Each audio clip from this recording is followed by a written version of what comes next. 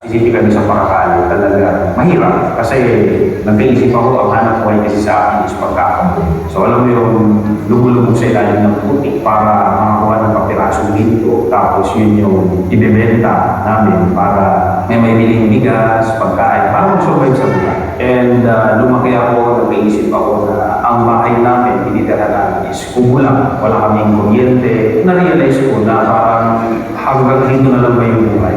So naglakas ako ng loob na makipagsapalaran sa syudad. So pumunta ako ng Calamba, Laguna. Akala ko ganun siya kadali. After 3 weeks ko na pag-a-apply. So nakahayag naman ako, natanggap naman ako muna akong trabaho. Machine operator. Ang sweldo 375. After a month ko na nagtatrabaho, nare-realize ko na parang, teka, parang wala din nangyayari. Kasi sumusweldo ako, kumikita ako, pero lahat na pupunta lang din sa gastusin. Hanggang sa dumarating pa yung point na nangungutang pa sa katrabaho kasi nasushort. Hanggang sa naisipan ko na mag-aral ng college. Nagkaroon ako ng engineering kasi gusto ko mag-aral. Nag-aaral ako sa umaga, sa gabi nagtatrabaho. Isang taon na lang dapat nag-graduate na ako sa engineering. So hanggang sa dumating yung point na kaka-explore ko, meron ako nakitang post, extra income. Kaya ako kailangan ko ng extra income. Nakita ko opportunity. Sabi, pwedeng gawin part-time, home base, gano'n. So sinubukan ko. Naghawa ko,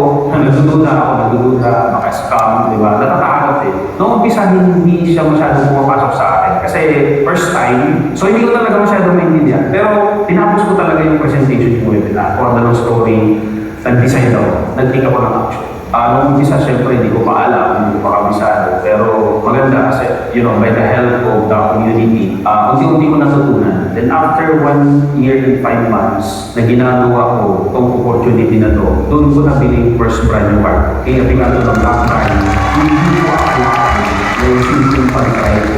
Doon ko palang na-experience na mag-drive ng sarili sa sakyan. Then tinuloy-tuloy ko siya. Then after another 1 year, doon ako na-award as millionaire circuit. Then after another 1 year, bumili ako ng another sasakyan. Pick-up pa na mas malaki. So syempre yung parents ko sobrang kuha. Diba? Di nila i-expect na ganun yung magiging resulta ko. After bumili ng pick-up, pumasok na ako sa top 500 worldwide. Lahat ng meron ko right now is dahil sa simple decision na ginawa ko na mag-take ng action at mag-take ng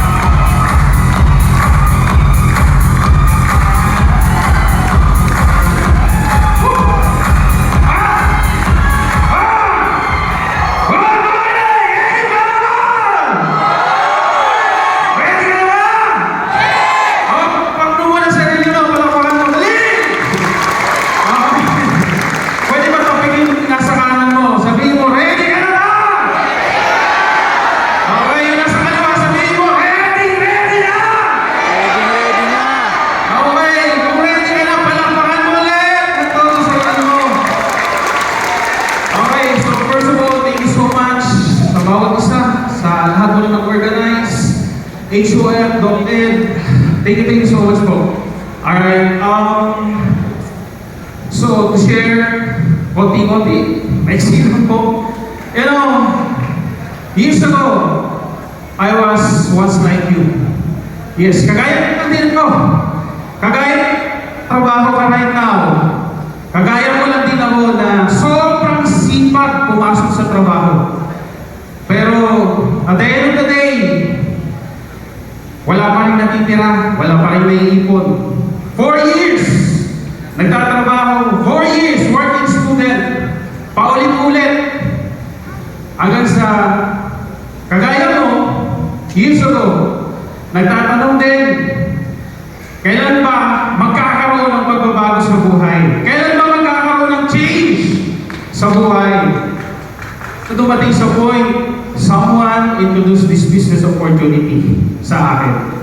Of course, nagduda rin ako. Natakot, kinabahan. Why? Ask me why! Kasi kagaya mo, wala rin akong background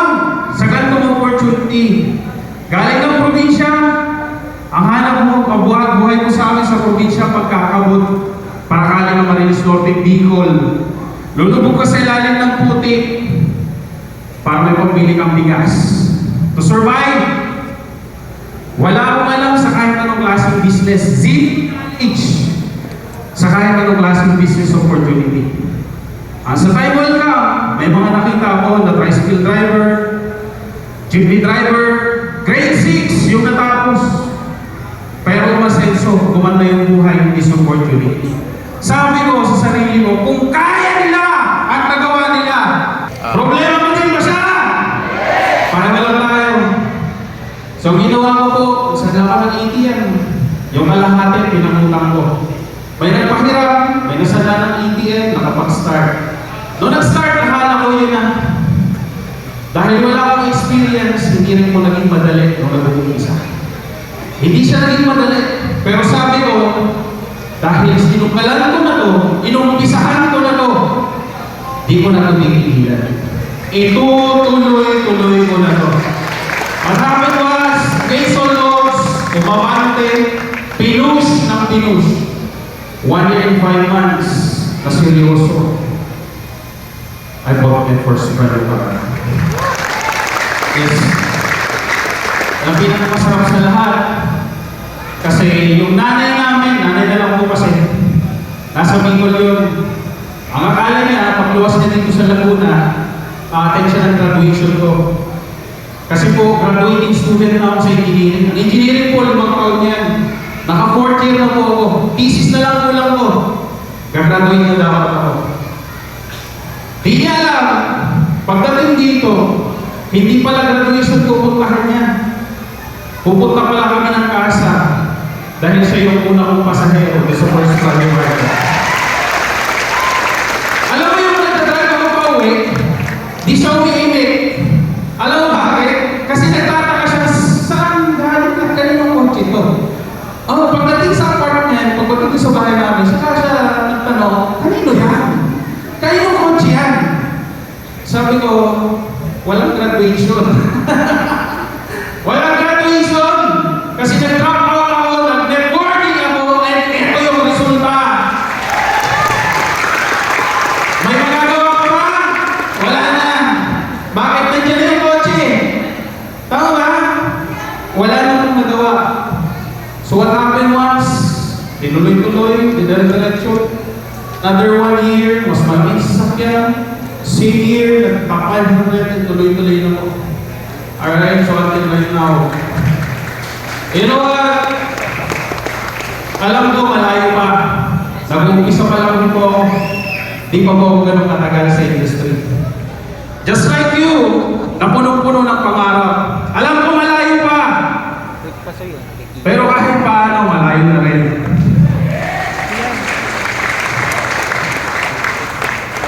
Now, let me tell you this. Kagaya mo, na nakaupo dyan right now, pwede ba tingnan mo yung katabi mo? Okay lang po ba? Tingnan mo yung nasa kanan mo, tingnan mo. Ano yung tsura?